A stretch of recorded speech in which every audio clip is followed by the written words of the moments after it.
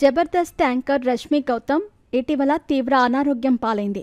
ఆసుపత్రిలో శస్త్రచికిత్స కూడా జరిగింది. అలాగే డాక్టర్ల సూచన మేరకు 3 వారాలు విశ్రాంతి తీసుకోనున్నట్టు ఒక వీడియోను కూడా షేర్ చేసింది. అయితే ఉన్నట్లుండి ఇండోనేషియాలోని బాలీలో ప్రత్యక్షమైంది అందాల తార. జబర్దస్త్, శ్రీదేవి డ్రామా కంపెనీతో పాటు పలు టీవీ షోలతో బిజీగా ఉంటోంది యాంకర్ రష్మి.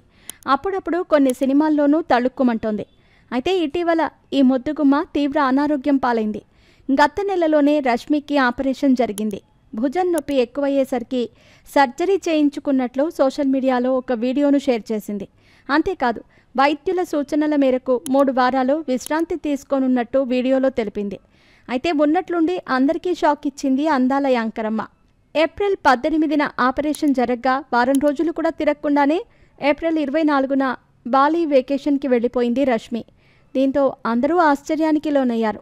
రష్మి ఇంత త్వరగా ఎలా రికవరీ అయ్యిందా అని ముక్కున వేలేసుకున్నారు. అయితే ఈ బాలీ ట్రిప్ ప్లాన్ 2 నెలలకు ముందే ఫిక్స్ అయ్యిందట.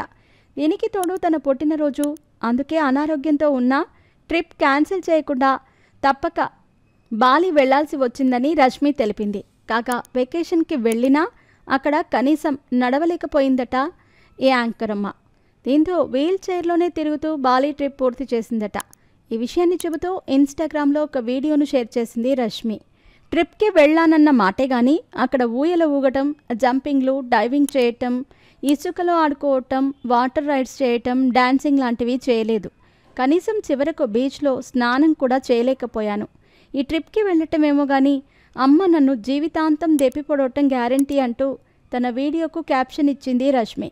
ప్రస్తుతం ఈ వీడియో సామాజిక మాధ్యమాల్లో వైరల్గా మారింది. దీన్ని చూసిన నెటిజన్లు క్రేజీ కామెంట్స్ చేస్తున్నారు.